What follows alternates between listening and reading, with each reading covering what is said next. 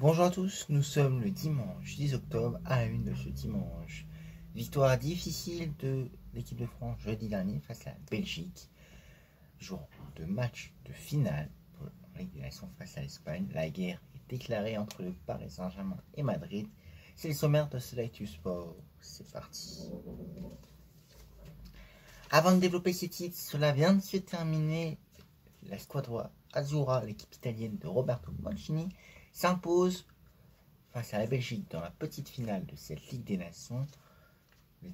2-1. Donc l'Italie termine troisième de cette Ligue des Nations devant la Belgique qui termine quatrième. Je rappelle, les Belges étaient privés de Romelu Lukaku et Eden Hazard qui ont quitté le rassemblement des Belges. Et donc ils sont premiers aussi de la FIFA. Cette défaite n'aura aucun impact sur leur classement, même si les Français ou les Espagnols gagnent ce soir.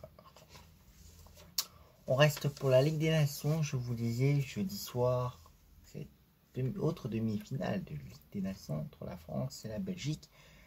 Les Belges ont dominé la première période et ont été dominés la deuxième période par l'équipe de France.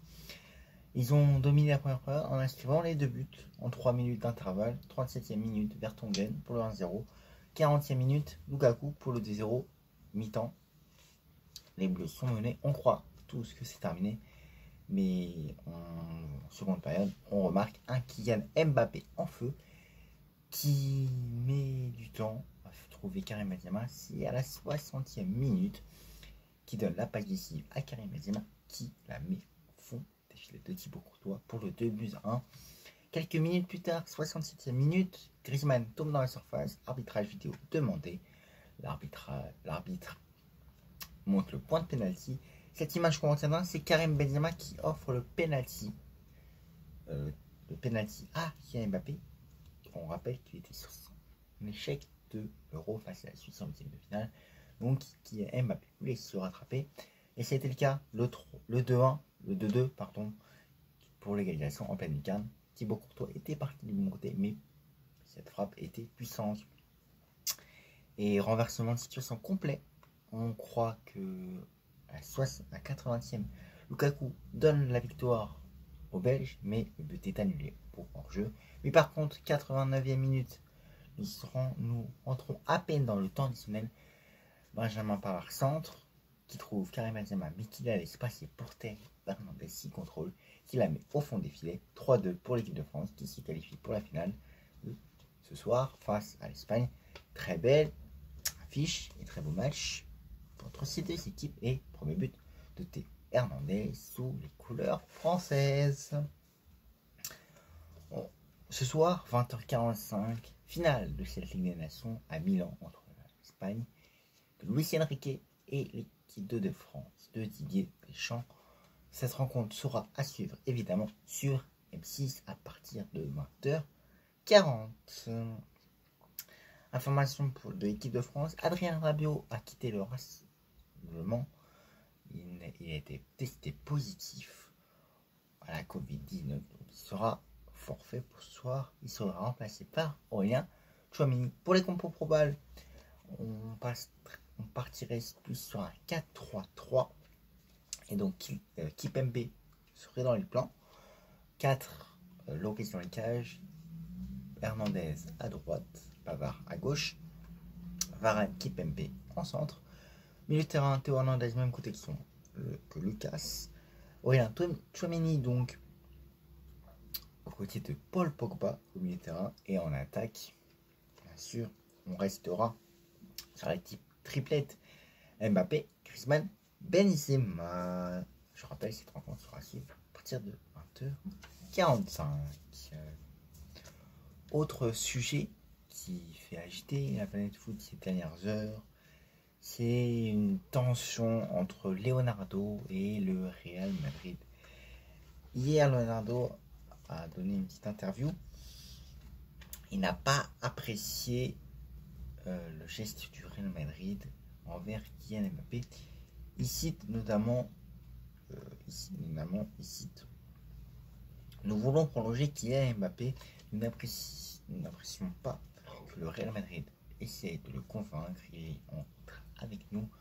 Ça ne se fait pas. Nous voulons que le Real Madrid soit sanctionné pour ça, car ce n'est pas correct envers notre politique de club. Fin de citation. Une tension est apparue ces dernières heures entre les dirigeants parisiens et madrilènes. Ça serait une affaire à suivre. Petite information aussi, le Paris Saint-Germain va transmettre une nouvelle offre de prolongation à Kylian Mbappé juste après la trêve internationale, c'est-à-dire dans les semaines qui viennent. Donc on verra s'il accepte. Ça serait un petit contrat, ça serait 2 à 3 ans pour Kylian Mbappé, avec un salaire plus élevé que ce qu'il a actuellement, et même qui pourrait être supérieur à celui de Neymar et Messi. Ce sera une affaire à suivre. On en parlera bien évidemment dans votre journal quand on aura toutes les informations nécessaires et quand ce sera concret. Ces informations seront concrètes. Pour le Barça, Ronald Koeman devrait rester l'entraîneur du Barça après la trêve internationale. On se disait il y a quelques jours qu'il devrait quitter dans la trêve internationale. Ça ne sera pas le cas. Il sera bien l'entraîneur du FC Barcelone au retour de la trêve internationale. Et il a jusqu'au Classico pour se racheter. Sinon, ça sera la porte. Et le successeur potentiel qui est le numéro 1 pour le président Laporta, c'est Andrea Pirlo, l'ancien entraîneur de la Juventus, qui serait sur la shortlist, même le numéro 1 en cas de départ de Ronald Koeman. Rappelons également que la Ligue des Champions revient dans 2 semaines à peine et que ce match de Ligue des Champions sera crucial parce que je rappelle que le Barça c'est une première et dernier de son groupe en poule avec 0 points. Ils n'ont marqué aucun but en 2 matchs.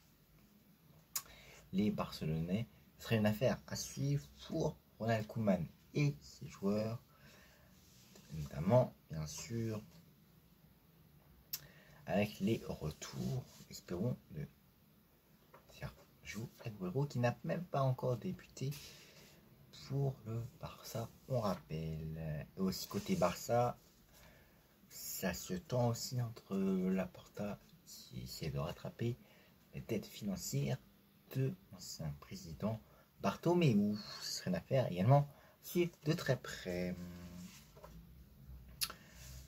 Voilà, vous avez l'essentiel de l'actualité sportive de ce dimanche 10 octobre.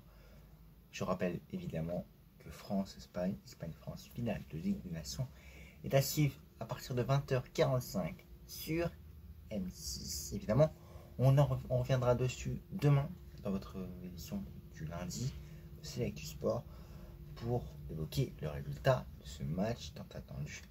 On est tous derrière les Bleus. Bon match à tous, bonne soirée à tous et à demain.